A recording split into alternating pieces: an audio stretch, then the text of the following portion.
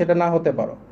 এবং এই গল্পে এই ওয়ার্ডগুলি মা মেয়েকে খানকি ডাকছে, এটা মানে বারবার আসছে। নাউযুবিল্লাহ, নাউযুবিল্লাহ। আমি জানি না এই গল্পটা আমাদের সাহিত্য বা ইংলিশের ক্লাস নাইনের বইয়ে থাকার কতটা প্রয়োজন। আপনারা এই যে ভাইয়া বলছিল যে আমাদের ইসলামিক আমরা আন্দোলন করেছি ইসলামের জন্য, এবং উনি বলছিল যাতে ইসলামিক ভ্যালুজ রাখে, আমাদের সংস্কৃতি যাতে ইসলাম এর যে মূল্যবোধটা সেটা আসে। আমাদের নবী করিম সাল্লাল্লাহু আলাইহি ওয়াসাল্লাম কি এই ধরনের ওয়ার্ড ব্যবহার করা কোনো গল্প বা এই শিক্ষার মধ্যে দিয়েছিল? কোরআনে কি এই ধরনের ওয়ার্ড আছে? তাহলে আমাদের এই ওয়ার্ডের এই গল্পের, এবং আমি লেখক যিনি লিখেছে গল্পটা তার ব্যাপারে খুঁজলাম, সে হচ্ছে একজন নারীবাদী। তো যার কারণে আরেক জায়গায় মা তার মেয়েকে বলছে এই একই গল্পে যে এই ওষুধটা এইভাবে বানাতে হবে যেখানে তোমার বাচ্চা সৃষ্টি হওয়ার আগে বাচ্চাকে তোমরা ফেলে দিতে পারো। নাউযুবিল্লাহ। এই গল্প তারা হচ্ছে 2025-এ এসেছে। এই জন্য আবু সাইদ শহীদ হয়েছিল নাকি? এই জন্য তাহলে ইন দ্যাট কেস আমাদের তো আমরা কি চেষ্টা করেছি প্রত্যেকটা কমিটির মধ্যে একজন আলেম রাখার জন্য?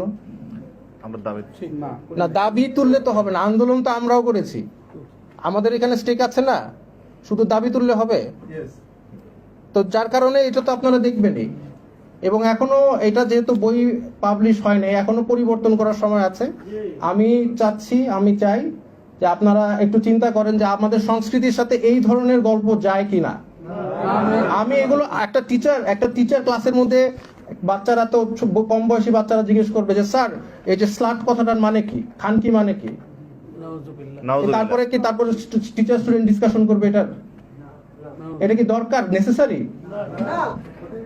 তাহলে কেন এটাকে ইনক্লুড করা হলো, কে করলো? তো যার কারণে কালচার, আসলে আমাদের কালচারটা কি? আমাদের যে এই আন্দোলনে সব মতদর্শের মানুষ আন্দোলন করেছে, কিন্তু মেজরিটি মারা গিয়েছে, শহীদ হয়েছে। কেউ ভালহালায় যাওয়ার জন্য এই আন্দোলনে অংশগ্রহণ করে না, শহীদ হওয়ার জন্য আসছে। আর তাদের চিন্তাধারা ছিল ইসলামিক, কিন্তু এই ইসলাম কথাটা যে আন্দোলনের সাথে জড়িত সেটা মানুষ আস্তে আস্তে কিছু মানুষ চাচ্ছে যে এটা চলে যায়। আমি আন্দোলনে ছিলাম, নেতৃত্ব দিয়েছি, আমি ইসলামের জন্য করেছি, আমি ভালহালায় যাওয়ার জন্য করি নাই। তো যার কারণে আমি বলতে চাই যে আমাদের যে ইসলামিক মূল্যবোধ আছে, যে এখন বলছে স্পিরিট অফ অগস্ট মুভমেন্ট, এটা হচ্ছে মুক্তিযোদ্ধা চেতনা টাইপের। এই স্পিরিট অফ অগস্ট মুভমেন্টটা কি আসলে? আমার জন্য তো স্পিরিট একটাই, সেটা হচ্ছে ইসলাম। এবং আমার ইসলাম, আমি মনে করি আমার যতটুকু জ্ঞান আছে, ক্ষুদ্র জ্ঞান, এই ধরনের জিনিস একটা টিচার একটা স্টুডেন্টের সাথে ডিসকাশন বা করতে পারে না। এবার প্রশ্নের মধ্যে দিয়েছে যে ওই মেয়ে যদি ছেলে হতো তাহলে কি তার সাথে তার মা কিভাবে ওর ভিন্নভাবে আচরণ করত? এই হচ্ছে শিক্ষা। তাহলে আন্দোলন করে আমরা দেশ স্বাধীন করলাম কিসের জন্য? ওয়াই? তো এই সংস্কৃতি আসলে কি আমরা চেয়েছি? এটা আপনারা একটু চিন্তা করেন, ভাবেন, আর একটু এই জিনিসটা নিয়ে আপনারা একটু দেখেন যে আমরা আসলে এই ধরনের, এখনো তো সময় আছে, ছাপানো হয় নাই, যাতে আমরা আশা করি এই গল্পটা যাতে বইয়ে না থাকে। আরো আছে কিনা জানতে, এটা তো আরেকটা ভালো পয়েন্ট আপনারা বলেছেন, আরো আছে কিনা। এখন এই সরকারের ভিতরে তো ট্রান্সপারেন্সি নাই, তারা আমাদেরকে আগে দেখাবে না তারা কি গল্পগুলো দিয়েছে, জনগণের সাথে ক্লিয়ার হবে না?